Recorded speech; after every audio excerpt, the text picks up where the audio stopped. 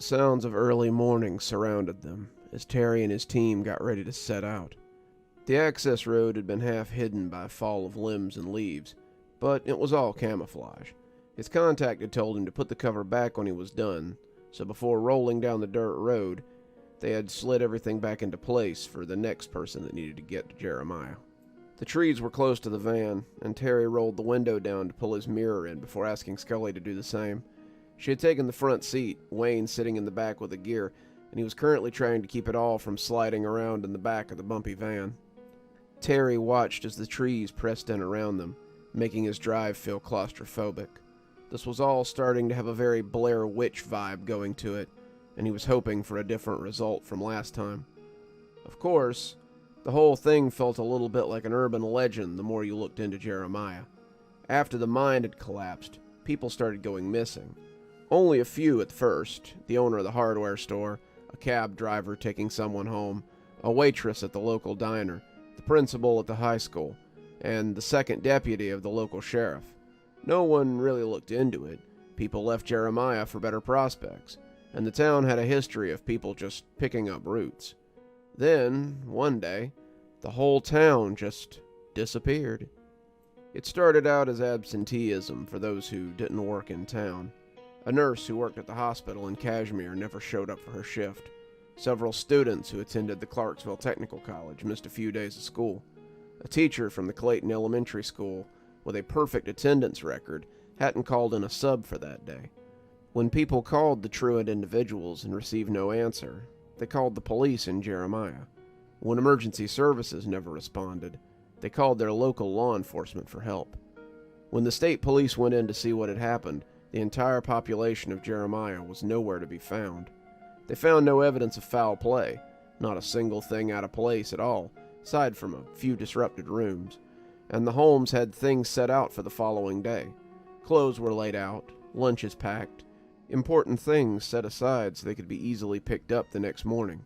It seemed like everyone had gone to bed with the inclination of waking up the next day and just disappeared in the night. It was a mystery that no one had ever found an answer to, and it led to interested people coming to Jeremiah to this day. The town remained abandoned, and anyone who lived there never stayed for long. They either moved after reporting strange occurrences, or they simply disappeared. The city of Kashmir had talked about tearing the town down, but the city had been declared a historic site after the mine collapsed. They couldn't just get rid of it, so they blocked the only road in an attempt to keep people out. An attempt that had little result. When Terry was a kid, lots of people had gone there, and most of them had come back unscathed. Dust puffed up as Terry put on the brakes, the road coming to an abrupt end. "Let's get moving," he said, taking the window cover out of the back as he reached for the bag. "We've got a lot of ground to cover before noon." "You know what direction we're heading, right?" Scully asked, climbing out as she followed Terry to the back of the van. Wayne looked a little ruffled as he opened the double doors, and he grumbled about potholes as he handed Scully her bag. They had packed everything they would need the night before, and Terry hoped it would make them look like hikers if the cops found them out in the woods. "My source said to walk west, and if we come to the road, we've gone too far." "And how far from here is it?" Wayne asked, closing the van and shouldering his pack. "About 2 miles. Scully coughed, smoke curling from her nose as she hacked. 2 miles? Last time we just walked right in. You couldn't have gotten us a little closer, Terry?" Terry tested the straps to make sure they'd be comfortable, the gear inside jostling around. "That was the closest we could safely get. We don't want to get caught, so we're coming in on the far side of the school and walking in. Come on, guys, we gotta get moving." The three moved into the woods, the compass on his watch taking them due west. The Georgia hills were dressed in color, her gold and ambers on display as the trio tromped over the crispy beds of leaves. The birds' song was muted, most of them having already headed for warmer climates, as winter threatened to come rolling in with every crispy morning that dawned. It would not be outside the realm of possibility to wake up to snow on the ground before Halloween. Terry had certainly seen it before. He hoped to be somewhere warm before then, sitting on a beach as he sipped something tasty and laughed at the locals who would be bundled up in their winter clothing. He was sweating under his flannels as the sun grew higher and higher, and Terry thought longingly about the tank top that was in the front of his backpack as he carried on. This was a lot more walk than it had been the first time, but Terry believed it would all be worth it when he came into town without incident. The 6 teens that had started this little lockdown had had a much easier time getting in. The road was blocked by a barricade and a sign telling people not to enter, but they had just stepped over and gone into the town unhampered. Terry had watched the TikTok she had made a few times, saving it to his phone before it was taken off the platform. Heather Johns had shot 8 videos in all, each more troubling than the last. She, Sarah Winters, and Margot Chule had yet to be found, though Dennis Smith, Francis Johns, and Clive Green had been identified. What was left of them had been, at least. It had all started the last week of September, about 3 weeks ago, and Terry had planned their route very carefully by the landmarks in the videos. In the first video, the teens had laughingly jumped the barricade at 7:30 p.m. as they proceeded into the outskirts of Jeremiah. They had been passing around a flask, as Heather explained, that some kids at school had told them about the place and had said it was a cool spot to hang out. They had never been, despite having lived in the area for years, and most of the kids in the area had never heard of Jeremiah. It was an urban legend that none of them really believed in, just a spooky story for sleepovers and summer camp fire pits. She explained that they meant to head to the mines to see if there was anything weird there, and then her 10 minutes had been up and she had told them to catch her on part 2. Part 2 had the kids stumbling through the abandoned streets of Jeremiah.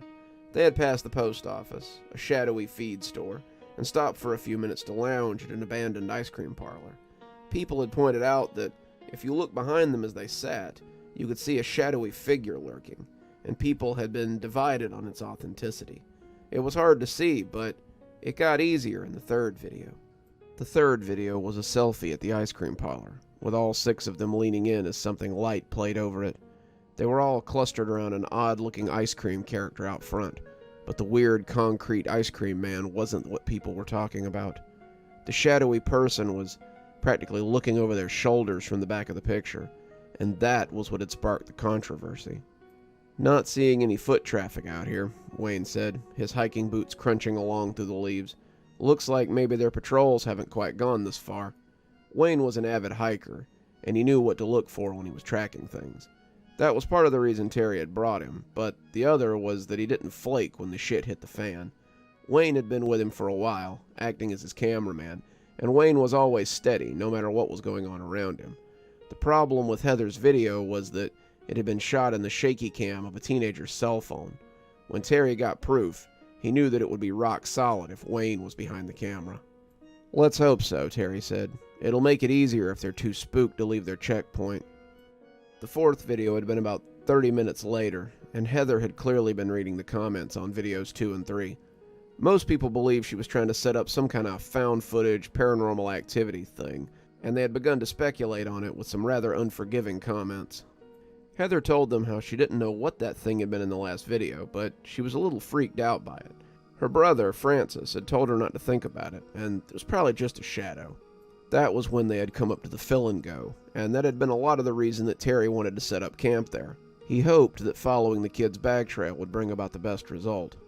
The fifth video had opened with the mines, and as that deep pit yawned behind them, the kids had yelled into it, making echoes. Some of the echoes came back strange, sounding high-pitched or distorted, but the kids kept right on yelling drunkenly into the abyss. Some of the boys had started talking about going in, the lights on their phones winking on, but when the beams fell across the smiling face of something waiting just inside the tunnel, Heather screamed and turned away from it.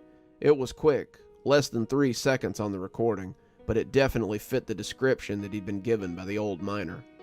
The kids had ran then, the video catching a few of them as their liquid screams cut the night, but their fates were unknown at that point. "I can see buildings," Scully said, and Terry realized that she was right. They had come to a small hill, and below, they got their first look at Jeremiah in 2 decades. It was a squat, ugly sore in the sea of green, and Terry didn't like the look of it one bit. "Let's go," he said. "Looks like we still have about 40 minutes to go." As they headed in, Terry felt his steps getting heavier.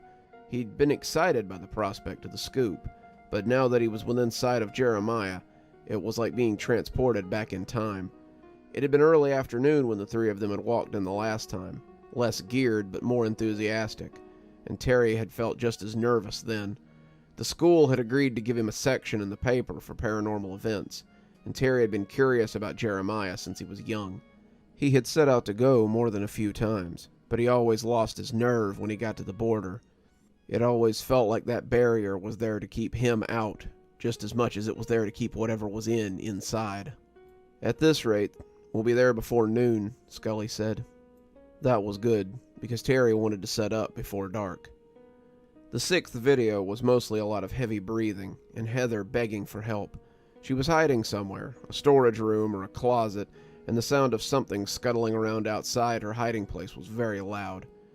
She peeked out, covering her mouth as she tried to show the viewers what was chasing her.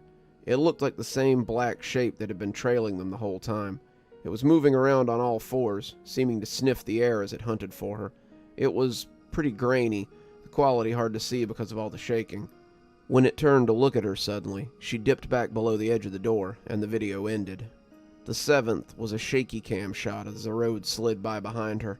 Heather was running flat out, the sound of her pursuer hot on her heels.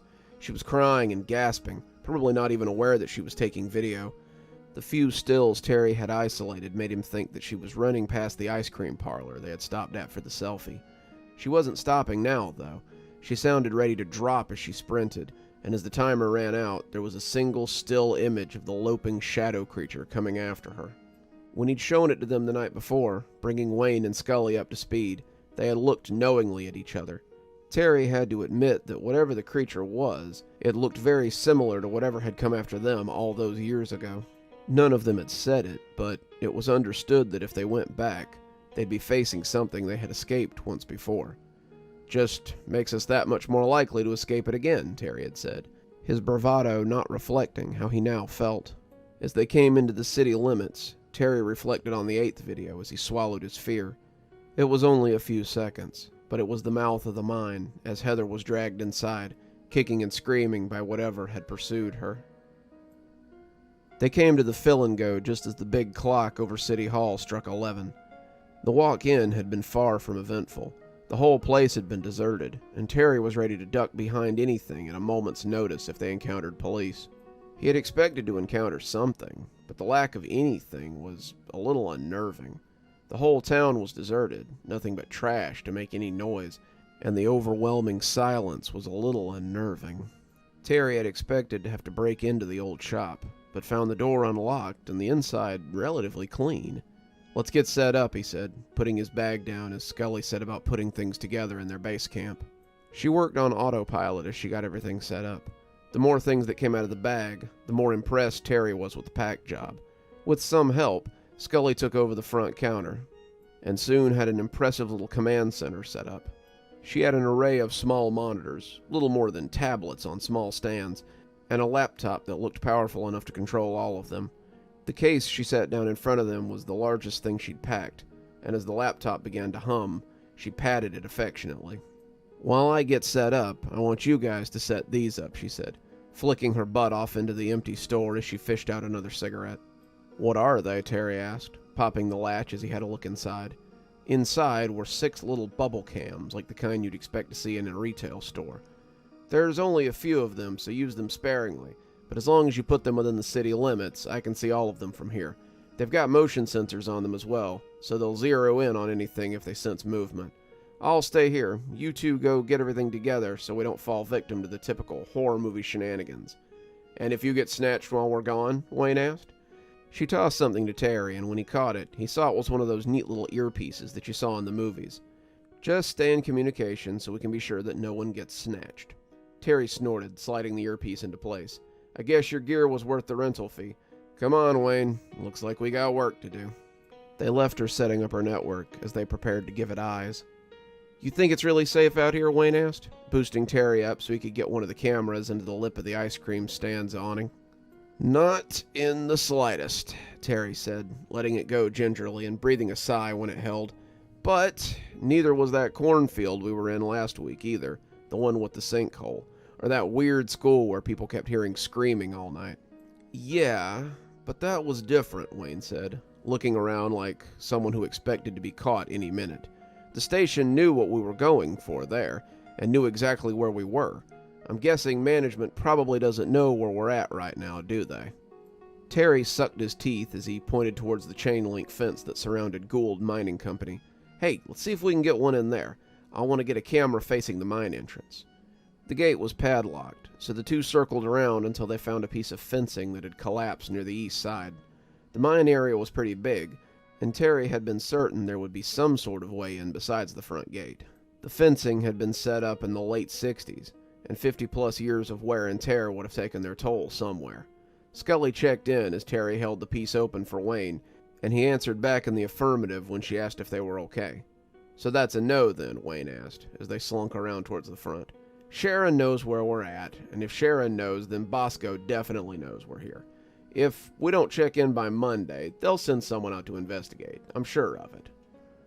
They came up on the entrance of the mine, that gaping maw in the fractured earth, and Terry could almost hear Wayne roll his eyes as he hooked the camera to a nearby shed. Sharon's got a good head on her shoulders, but Bosco couldn't find his morality with both hands. Sharon might make an anonymous call to the police to let them know we're stuck in here. Bosco, however, wouldn't be likely to call the police unless they found our bodies with station IDs on them. Terry saw something interesting then, and grinned as he reached into the shadowy shed and found a pair of bolt cutters that someone had stashed there for God only knows how long. "Then be sure to keep your ID at hand, buddy." Wayne didn't think it was funny, but Terry wasn't much in the mood to reassure him that no boogans were going to come get him. He clearly liked not having to go through the back gate again, and as the new lock broke apart easily, the two headed back into the quiet town. They put the last 4 cameras up pretty much at random, saving one for the fill-and-go. Scully was still there when they returned, and told them the signal from her little plug-in was good. She claimed the uplink was as good as a fiber wire out here, but Terry was just happy to hear that everything would work like it was supposed to. The camera images looked good, way better than the grainy CCTV footage Terry had been expecting, and told Wayne to grab his camera so they could shoot some stock footage. "I thought that was what the cameras were for," Wayne said, pulling the bag out of his backpack and checking the little handheld the station had provided him. It was a far cry from the bulky shoulder setup that they had barely escaped with last time. "This is guerrilla journalism, Wayne," Terry said with a stage wink. "It can be a little rough, but a certain amount of showmanship is still expected." Scully waved at them as they left, the sun already beginning to work its way towards dusk as they went out to get some shots. Terry had Wayne shoot the outside of the ice cream parlor, paying special attention to the table where Heather and her friends had taken their last selfie. Wayne was a pro and needed very little prompting as he worked, which was good because Terry was a little distracted. He could feel an itch on the back of his neck as Wayne went about his work, but he couldn't find any source for it, no matter how many times he checked. It didn't get any better when they went to get some footage from the town, and when Wayne suggested that they go back to the fill-and-go, Terry realized that he was feeling it too. "One more shot," Terry said, the shadows beginning to grow long. "I want one more from the front of the mine." Do we have to?" Wayne asked, looking around nervously. "It'll be dark soon, and I don't really want to be on the street when it gets dark." "Just a quick one. I want to do my promo in front of the mine." Wayne looked like he wanted to argue, but he nodded as the two headed back to the mine entrance, checking in with Scully as they went. "Nothing to report yet. I haven't seen anything but you two on those cameras all day." "Let's hope that changes come nightfall," Terry said, pushing the gate open as the two came before the black hole again. "Yeah, let's not. As much as I could use the extra $3,000, I'll take my 5 and consider it money well spent."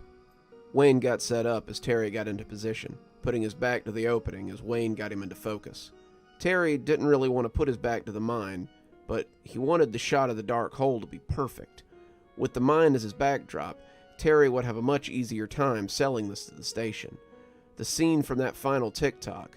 It was the scene of that final TikTok, the location the girl had unofficially disappeared into, and now Terry was here, on the scene, ready to report. It was well worth the spooky itch he could feel building on the back of his neck again, like someone watching him intently from that dark pit. "Ready?" he asked, and Wayne nodded as he counted him down. "This is Terry Flowers, standing in front of Jeremiah's Folly, the last known location of Heather Johns.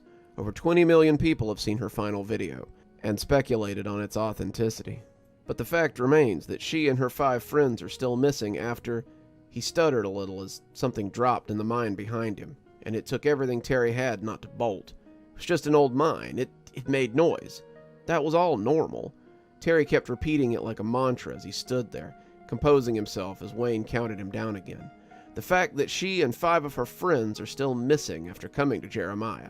3 officials have also gone missing searching for them, and it remains to be seen if any evidence can be found of their whereabouts.